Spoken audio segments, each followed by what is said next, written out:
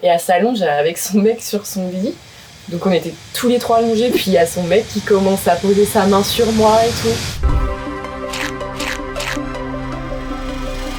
Yo les petits potes à la compote, bienvenue dans ce nouveau podcast. Aujourd'hui on accueille Inès qui va nous raconter un super voyage en Amérique latine. Salut Inès, comment tu vas?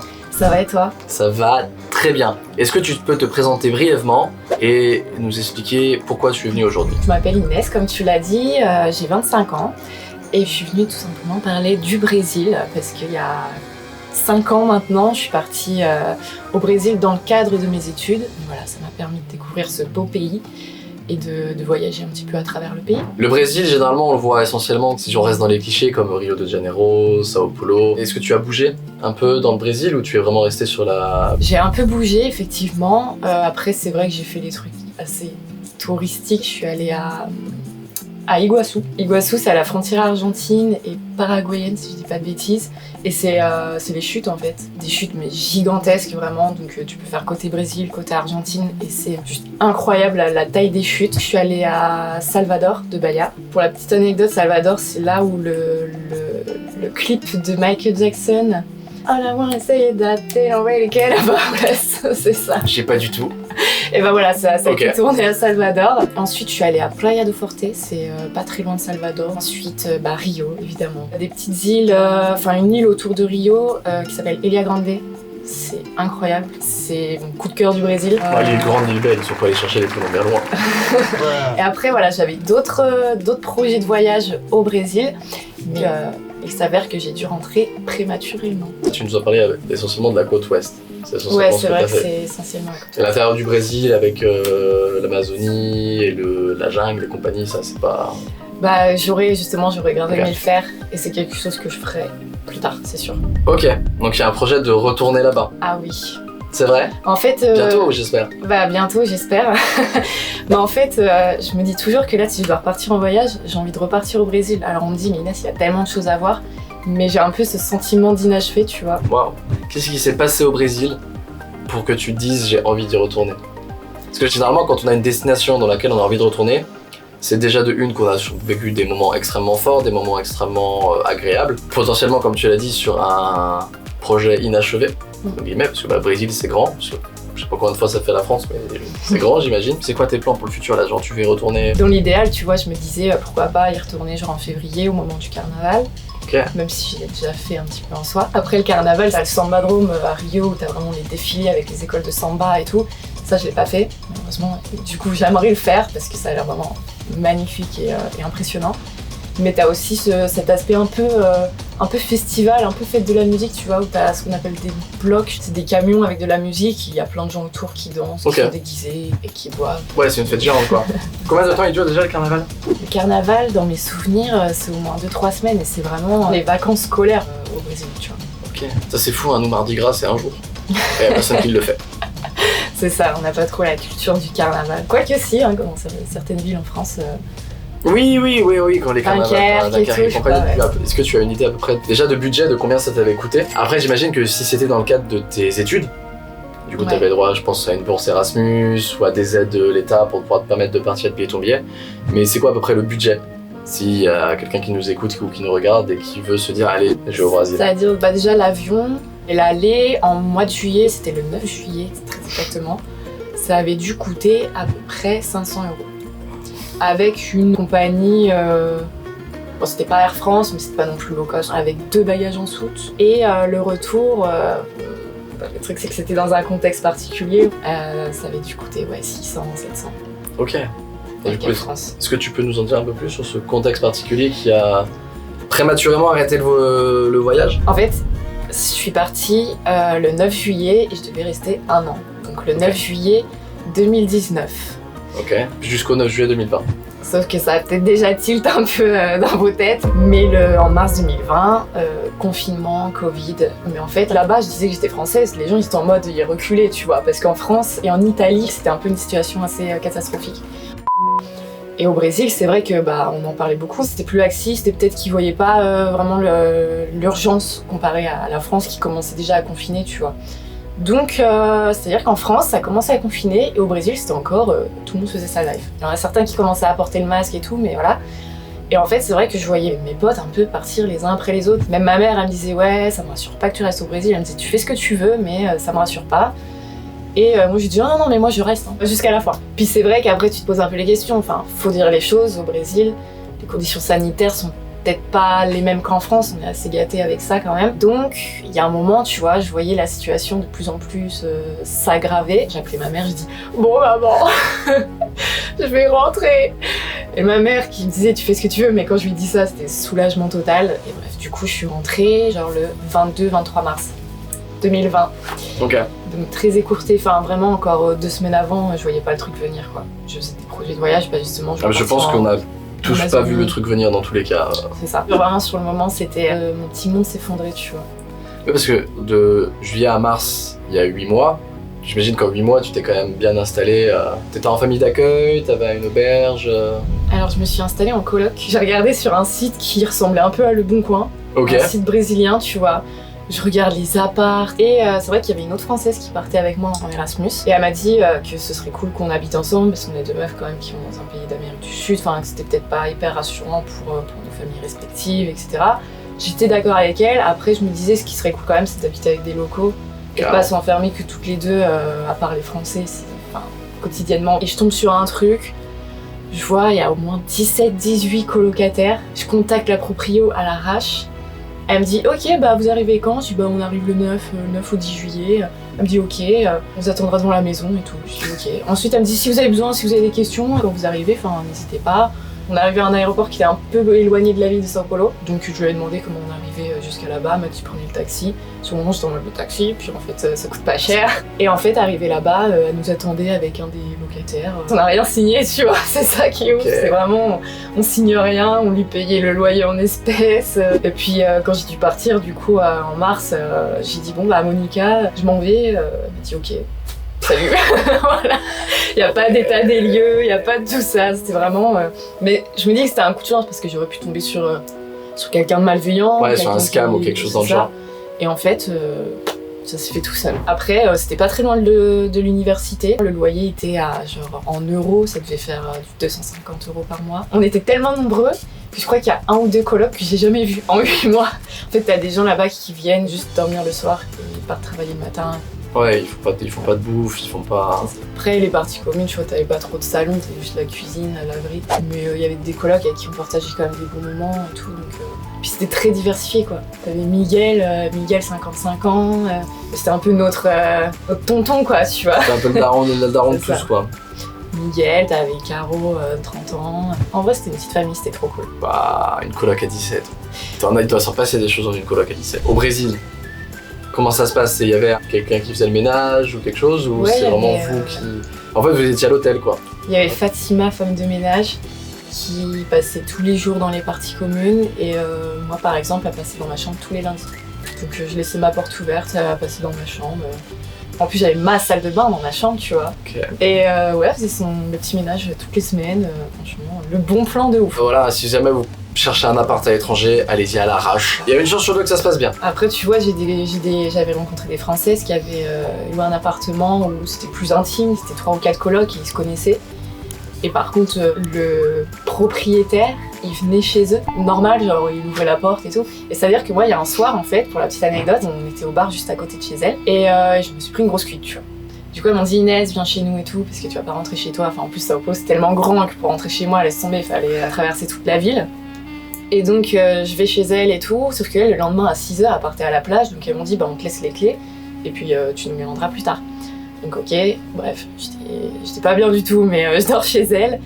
Et le matin, genre hyper tôt, genre à 7h, 8h, moi en train de dormir, mais comme un déchet sur le lit, j'entends le proprio, genre j'entends hurler « Who are you ?» Et là, j'entends vraiment une voix d'homme. Du coup, je me réveille et tout, et bon, je dis en anglais, je dis « Ouais, bah, je suis une amie de Rachel et Clémence et tout. » Et il était en mode « Ouais, elles ont pas le droit d'inviter du monde chez elles et tout. » Et j'étais en mode « Je sais pas, payer un loyer après, genre. » Donc tu vois, au final, je préférais être dans un truc où on était beaucoup plus libre de faire ce qu'on voulait. On voit aussi souvent le Brésil comme, il n'y a pas vraiment de frontières, comme dans à peu près tous les pays en voie de développement, il n'y a pas vraiment de frontière entre la richesse et la pauvreté. Parce qu'il y a vraiment cette frontière d'un côté, il y a à Sao Paulo, il y a les grands buildings, les grands immeubles avec un peu de haut standing et tout, les gens qui travaillent. Et vraiment de l'autre côté, les favelas avec du coup la pauvreté. Est-ce que t'es allé dans des favelas ou t'as évité un peu le coin ou du coup t'as peut-être pas eu le temps? Je suis pas allée dans des favelas. Alors à Sao Paulo, je crois qu'il y a un quartier, c'est justement le quartier qu'on voit dans les livres de géo, tu vois, les piscines et puis à côté les favelas. Mais sinon à Sao Paulo, c'est quand même vachement à l'extérieur de la ville, tu vois. Ok. Comparé à Rio, au quartier Ipanema et tout, tu marches quelques minutes et là, bam, tu tombes sur une favelas. Puis tu remarches un peu, puis bam, tu retombes sur des immeubles. Okay. Donc non, j'ai pas fait de favelas parce que effectivement ça peut se visiter à Rio. Mais je l'ai pas fait parce que déjà on était un peu pris par le temps, de une, et de deux, moi c'est vrai que je voyais beaucoup d'avis, de gens qui disaient c'est pas ouf en tant que touriste d'aller visiter des favelas quand tu sais ce qui s'y passe, que bon c'est un peu malvenu de la part des touristes, mais en même temps il y a des locaux qui proposent ça.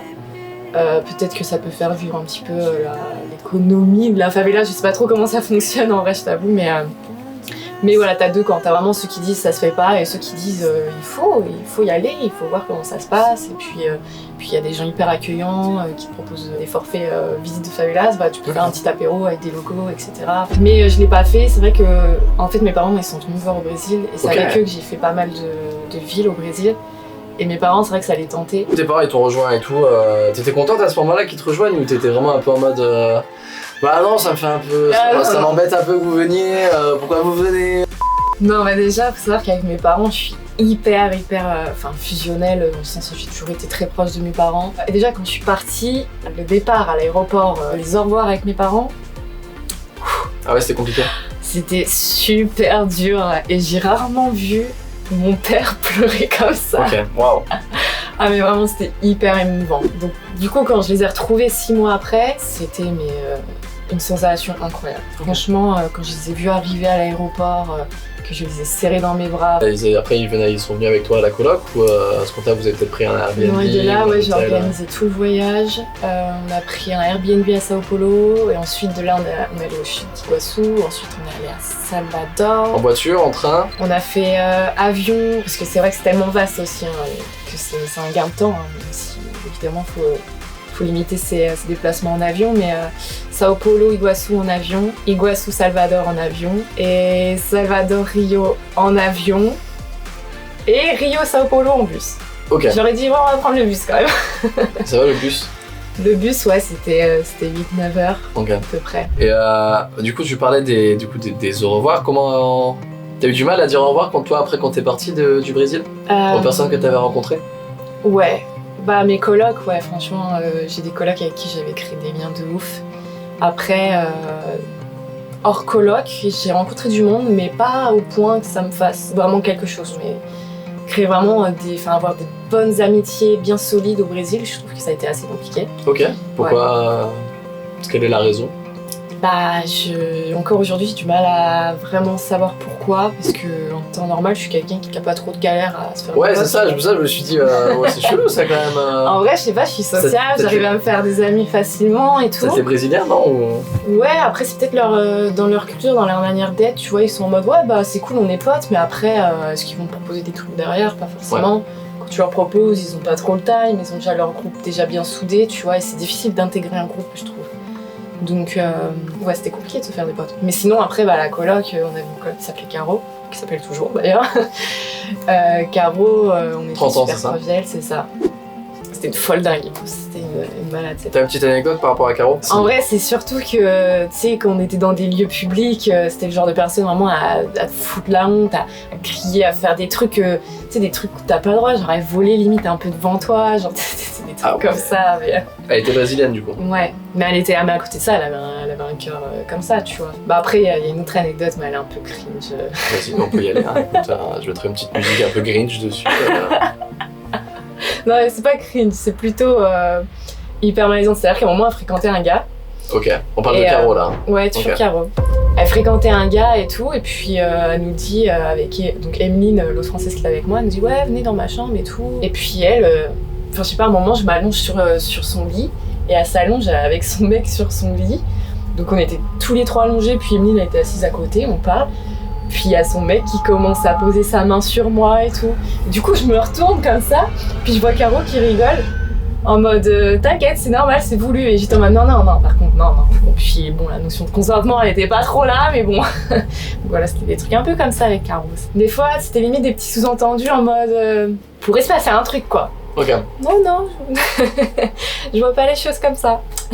Ok. Et du coup, le côté touristique du Brésil, c'est tout ce qu'on voit, c'est la Praia del Norte, j'imagine le Corcovado, le pain de sucre, si je dis pas de bêtises. C'est vraiment les 3 seuls trucs que je connais du Brésil. Il y a quoi à faire pour un backpacker qui va en Brésil et tout, c'est quoi le best à faire? Je trouve que les chutes d'Iguassou, c'est incroyable. Donc les chutes d'Iguassou sous-côté? Chutes d'Iguassou sous-côté de ouf. Attention, je compare pas et je suis jamais allée aux chutes du Niagara, mais c'est vrai qu'on a tendance à parler sur des chutes du Niagara. C'est pas fou non plus. Ah ouais. Après, c'est juste de l'eau qui. En soi, c'est. Non, mais c'est con, mais c'est juste de l'eau qui tombe. Ah ouais, en vrai. Bah, les chutes d'Iguassou aussi, techniquement, mais. Oui, mais j'imagine que t'as un peu de jungle autour, t'as un contexte et tout. Les chutes du Niagara, si je dis pas de bêtises, c'est vraiment c'est des chutes et t'as la ville à côté, quoi. Bah, justement, puisqu'on parle de côté sur côté, Rio, c'est vrai qu'on en parle tellement. Sur côté? Et bah non, je trouve quand même pas, tu vois. Ok. Je trouve que. Alors la ville de Rio ou ce qu'il y a autour? Je sais pas, l'ambiance Rio. Tu sais, c'est pas que la ville dans elle-même, c'est vraiment l'ambiance Rio. Que tu as Copacabana, Ipanema. Après, moi, c'est vrai que je suis vachement restée dans ces coins-là, tu vois. Le Christ Rédempteur, enfin. Donc Corcovado? Sous-côté? Bah, c'est. On en parle beaucoup, donc on va pas dire que c'est sous-côté, mais c'est pas sur-côté non plus, tu vois. Je trouve ça. Enfin, en tout cas, c'est mon ressenti. Il y a peut-être des gens qui te diront le contraire, mais. Tu vois, pour arriver au Corcovado, il faut quand même vachement monter. Enfin, je monte avec des véhicules, des funiculaires, etc. Puis moi, c'est vrai qu'en arrivant, je me dis, vas-y, je lève pas la tête et je veux vraiment lever la tête et le voir au dernier moment, tu vois. Et en fait, c'est immense, c'est vraiment immense le truc. Et je sais pas, genre, quand j'ai vu, ça m'a vraiment fait un truc, tu vois. Ok. Genre vraiment, tu sais, le truc que tu vois quand il y avait les Coupes du Monde au Brésil, les JO au Brésil. Le truc que tu voyais tout le temps à la télé et tout, puis là tu le vois en vrai juste au-dessus de toi, tu vois. Ça m'a vraiment fait kiffer. Bah, t'as Copacabana tout simplement, c'est vraiment la plage typique du Brésil, hein. Enfin, je pense qu'on peut le dire. Alors, qu'est-ce que t'appelles une plage typique du Brésil? Bah, enfin, typique déjà dans le sens où c'est la plus connue. Et puis effectivement, bah, t'as les gens qui jouent la brésilienne. Bah, les bikinis, Non mais vraiment je vais dans le cliché, mais c'est vrai. Puis t'as ces petits stands qui vendent des sifflets brésiliens. C'est plus... le truc qui fait... Mais le sifflet c'est vraiment un petit bruit, bah comment siffler quoi. Okay. On l'entend beaucoup d'ailleurs dans les musiques techno, j'ai remarqué ces derniers temps. Moi quand j'y suis allée c'était vraiment rempli, mais ça me gênait pas parce que j'étais à Copacabana quand même, tu vois. Et si vous avez envie de se reposer un peu, bah à côté de Rio justement, pas loin, il y a Ilha Grande. Et vraiment gros coup de cœur pour cette île, pardon. J'y suis allée 2 fois. Et en fait, c'est une île où t'as pas de voiture. C'est vraiment que des chemins de sable et tout. Puis la plage, évidemment, c'est paisible. C'est plein de petits restos. C'est pas très grand, hein. Enfin, l'île en soi, elle est assez grande. Mais la petite ville, entre guillemets, tu vois, c'était tellement paisible. Et c'est justement, on l'appelait l'île aux chiens. Parce qu'il y avait tout le temps plein de chiens qui se promenaient. Des chiens qui appartenaient à personne. Juste, ils sont là et ils sont adorables. Et ils font leur vie, quoi. Et c'est peut-être pour ça que j'aime bien cette île. Est-ce que tu t'es fait scam au Brésil? Est-ce que tu t'es fait arnaquer? Alors, c'est pas vraiment ce qu'on pourrait appeler un scam. Ok. Mais je me suis fait voler mon tel. Puis je me le suis fait voler vraiment à l'arracher, tu vois. Et déverrouiller. Ah, chiant. Trop chiant. En plus, dis-toi que ce soir-là, je devais pas sortir. Je m'étais dit non, je sors pas, j'ai pas envie. Et mes potes, pardon, avaient vraiment forcé. Ils disaient non, mais viens. Bref, et là, devant le métro, je cherche mon chemin. Et tu vois, en plus, on m'avait dit de faire attention. Donc je faisais toujours attention. Et là... bam, il y a un mec en vélo qui passe et qui me l'arrache. Et donc, ce qui s'est passé, c'est que déjà, mes potes envoyaient des messages sur WhatsApp, ils répondaient à ma place, forcément. Il envoyait des photos de ma pellicule. Je pense qu'en fait, c'était un réseau, les mecs, tu vois, ils ont l'habitude. Et je crois que c'est ce qui m'a le plus embêté, qu'ils aient accès à mon intimité un peu, tu vois. Mais après, en fait, 2 jours après, je vais sur mon compte en banque et je vois moins 200 balles de Uber Eats, tu vois. Et là, je me dis, putain. Ils se sont fait place sur Uber Eats. Voilà. Sauf qu'en fait, moi j'étais venue avec un 2e téléphone qui était connecté à Uber Eats. Du coup, j'ai pu voir où est-ce qu'il s'était fait livrer. Et en fait, j'avais une amie au Brésil qui s'occupait un peu de la procédure avec les flics parce que du coup, elle parlait portugais et tout. Et donc, c'est elle qui parlait vraiment, qui communiquait avec les flics. Et donc, je lui ai dit, transmets-leur l'adresse, tu vois. Genre, il faut qu'ils les chopent et qu'ils récupèrent les téléphones. Enfin, moi, je le voulais vraiment en plus, mon téléphone. Et du coup, elle transmet. Et elle me renvoie un message plus tard, elle me dit ouais Inès c'est bon, ils ont chopé les mecs, c'est un réseau, ils ont chopé plus de 60 téléphones et tout. Je suis en mode waouh putain, je vais pouvoir récupérer un téléphone. Et depuis, plus de son, plus d'image, plus voilà. Donc en gros, c'est là quand on parle un peu de corruption et tout au Brésil, tu vois, bon enfin, je sais pas si on peut appeler ça vraiment de la corruption, mais les flics ils chopent les téléphones. Et ensuite, ils ne donnent plus de nouvelles. J'ai jamais revu la couleur de mon téléphone. Ok. Ça va que j'en avais un deuxième, mais j'ai quand même perdu pas mal de photos. Et je crois que c'est ça qui m'a vraiment... C'est pas la valeur en soi du téléphone, tu vois. C'est les photos, le fait d'avoir perdu pas mal de photos du début de mon voyage, en fait. Après, bon, j'ai pu faire opposition. Et comme c'est arrivé avant que mes parents arrivent, j'ai pu faire opposition, donc avoir une nouvelle carte, et mes parents me l'ont ramenée. Ok. Coup de bol. Et du coup, est-ce que le Brésil, ça a vraiment changé ta perception? Est-ce que tu t'appelles du coup ce voyage le voyage d'une vie? Ou est-ce que y avait mieux ailleurs? Je pourrais pas dire qu'il y a mieux ailleurs. Mais non, oui, ça a changé ma perception des choses. Je pense déjà l'ouverture d'esprit. Mais pas que ça, aussi, tu sais, beaucoup de patience, on prend les choses plus à la légère. Et il y a des trucs tout bêtes au Brésil, vraiment.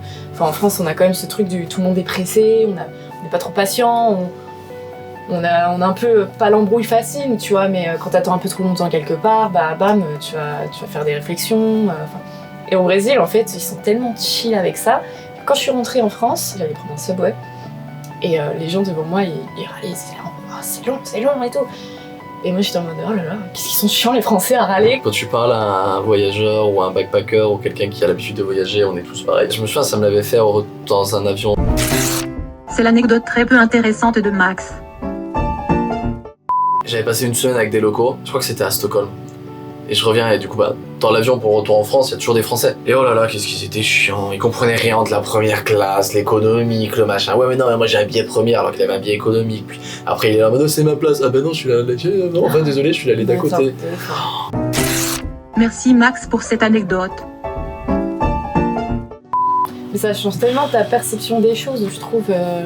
Peut-être qu'il y a des pays qu'on pourrait un peu comparer à la France en termes de patience, etc.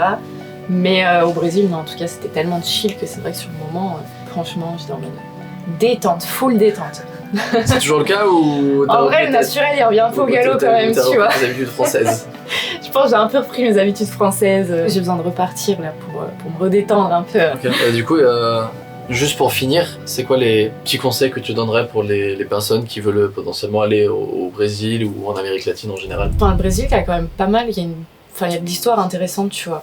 Et je pense qu'il faut pas avoir peur de prendre un guide aussi, tu vois. Okay. Un guide local et qui te racontera l'histoire de la ville. C'est pour ça aussi que je voyage, tu vois, c'est en apprendre plus sur les lieux que je visite, leur histoire.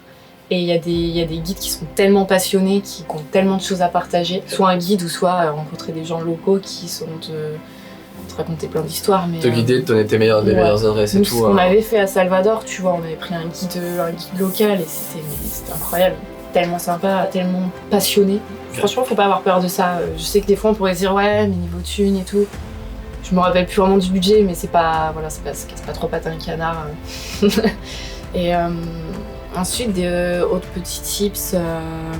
Pareil, pas trop avoir peur non plus d'aborder les gens là-bas, ils sont tellement accueillants. Ils sont toujours prêts à t'aider, à faire quoi que ce soit, à te donner des conseils, franchement. Et puis franchement, j'ai trouvé hyper accueillant avec les touristes. Il y a des gens, ils sont un peu anti-touristes.